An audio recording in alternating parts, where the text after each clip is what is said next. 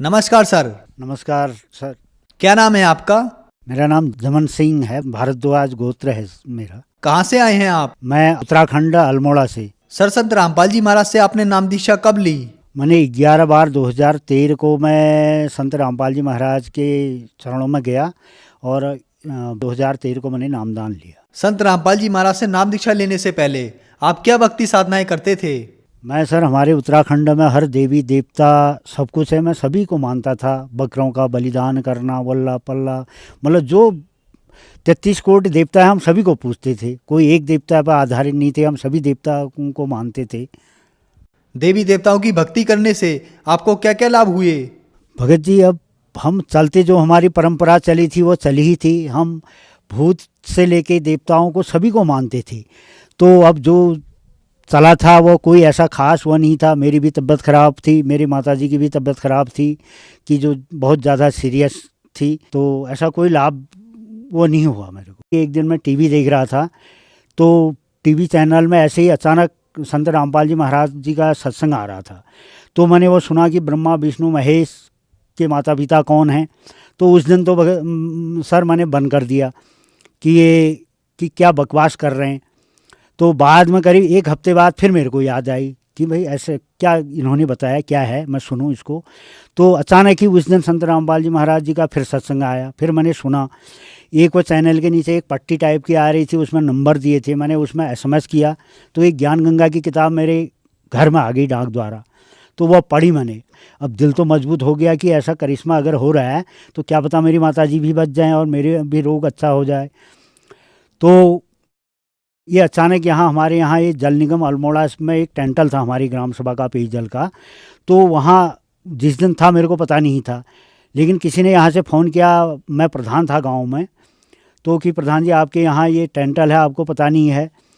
तो मैंने कहा मेरे को पता नहीं है। तो अचानक वो टेंटल कैंसिल हो गया। जब मैं उसमें सुन रहा था कि ऐसा ऐसा करिश्मा होता है तो मैंने संत रामपाल जी महाराज जी से मैंने अरदास लगाई कि आप ऐसा करिश्मा कर सकते हैं कि मेरे पास खर्चा हो जाए मेरे कि यहाँ आने का, तो मैं आपकी शरण में आऊँ। ये अरदास लगाई। भगत जी, मेरे को अचानक यहाँ से जो काम मिला, दूसरी बार टेंडर हुए, काम मेरा हो गया। तो मेरे को 1 लाख रुपया कैश प्रॉफिट मिल गया उससे। बिना नाम लिए ही मेरे को इतना फ़ायदा हुआ, जो कि कभी ज़िंदगी में ऐसा मतलब वो नहीं हुआ कि इकट्ठा इतना पैसा हमारे पास नहीं आया कभी भी। आपने ये बताया कि संत रामपाल जी महाराज से नाम दीक्षा लेने से पहले ही आपको लाभ प्राप्त हुए, तो क्या संत रामपाल जी महाराज से नाम दीक्षा लेने के बाद भी आपको कोई लाभ प्राप्त हुए? सर बाद में भी हुई, पहले भी हुए और बाद में हुए। बाद में तो मैं जब मेरे पास पैसा हो गया, मैं यहाँ से अपने माताजी, अपने पिताजी और अपने बड़े वाले लड़के को और हम 4 जने गए। मेरे को पता नहीं था कि यहाँ भी और कोई भगत हैं। तो यहाँ से हम बरवाला सतलोक आश्रम गए संत रामपाल जी महाराज के सत्संग में। उनके मुखारबिंद से हमने वो सत्संग सुना। 3 दिन हम वहाँ सत्संग में रहे, तो चौथे दिन घर को आए। सबसे बड़ी बात यह है कि मेरी माँ को, मतलब माताजी को, जो कि 6 महीने की मिवाज दी थी, 2013 में मैंने नामदान लिया। तो वो माताजी आज उन्होंने भैंसें पाल रखी घर में, स्वस्थ हैं और मैं भी स्वस्थ हूँ। जो मेरे ये रोग हुआ था वो भी साफ हो गया।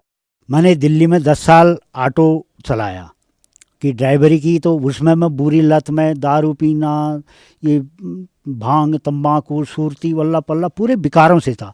उसके बाद मैं ये गांव में 2 पंचवर्षीय में प्रधान रहा। तो उसमें भी जहाँ जाते वही विकार ही, एक स्वागत ही हमारी प्रथा चली है कि गलत चीज़ों का यूज़ करके शराब लाना, वल्ला पल्ला। तो ऐसा जकड़ गया था मैं, जिससे कि मेरा एक हिस्सा शून्य होने लग गया था कि बार बार दवा लेने से ही। तो संत वहाँ सत्संग में संत रामपाल जी महाराज जी का मैंने सत्संग सुना, तो उस दिन से मेरे पूरे विकार ही छूट गई आज तक, और मैं स्वस्थ हूँ, कभी कोई दवा नहीं खाता हूँ। सर, संत रामपाल जी महाराज से नाम दीक्षा लेने से पहले तथा बाद में आपको लाभ प्राप्त हुए, आपकी माता जी की बीमारी ठीक हुई, आपके बेकार भी छूट गए। तो जो समाज आज आपको देख रहा है, आप उन्हें क्या संदेश देना चाहते हैं? मैं तो यही कहता हूँ कि जो हमारी ये परंपरा, पहले जो प्रथा चली है ना हमारे उत्तराखंड में, यहाँ एक है कि बलि प्रथा सबसे ज़्यादा है। हर मंदिर में हम बकरों को काटते हैं, उनकी बलि चढ़ाते हैं, सोचते हैं कि हमसे ज़्यादा पूजा कोई कर ही नहीं रहा है। मैं आज पूरे भगत समाज को ये देता हूँ कि किसी की भी हम अगर गर्दन काटें तो उसका हमें फ़ायदा नहीं मिलेगा, कि वो हमारे हिस्से में पाप ही आएंगे। ये हमारे गीता जी में भी लिखा है। त्रेता में राम ने जब बाली को मारा बिना कसूर के, तो त्रेता द्वापर में जब कृष्ण को भी वो इसी बाली के हाथ कि जब बाण लगा तब उनको वो बदला, उन्होंने कहा कि खुद लिखा है उसमें कि भाई तेरा मेरा अब हिसाब बराबर हो गया। तो हम जैसे कर्म करेंगे वो हमें भोगने पड़ेंगे। अब हम किसी की गर्दन काट के हम ये सोचें कि हम महापुण्य कर रहे हैं और हमें फ़ायदा होगा, हमारे पाप नाश होंगे, तो ऐसा तो नहीं है। मैं भगत समाज को यही दूंगा कि किसी की जीव हिंसा करके कोई वो नहीं है। संत रामपाल जी महाराज यही बताते हैं हमें कि भाई किसी की जीव हत्या मत करो, अपने जो ब्रह्मा विष्णु महेश के जो ओरिजिनल मंत्र हैं उनका जाप करो और उसी से फ़ायदा होगा। ये सर हो भी रहा है हमें पूरा।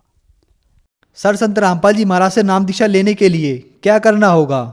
सर, भक्त समाज को ये भी बताऊंगा कि जो टीवी चैनल के नीचे जो नंबर आते हैं उनमें फ़ोन करके हमारे नज़दीकी नामदान केंद्र हैं, पहले तो मात्र बरवाला में था, आज तो हर डिस्ट्रिक्ट में हर जगह की जुड़ गए हैं। तो वो फ़ोन नंबर उनमें फ़ोन करके कि उनके नज़दीकी जो नामदान केंद्र हैं उनका पूरा एड्रेस वहाँ से फ़ोन में भगत जी लोग बता देंगे, तो उससे वो जुड़ सकते हैं। धन्यवाद सर। सत्सा है।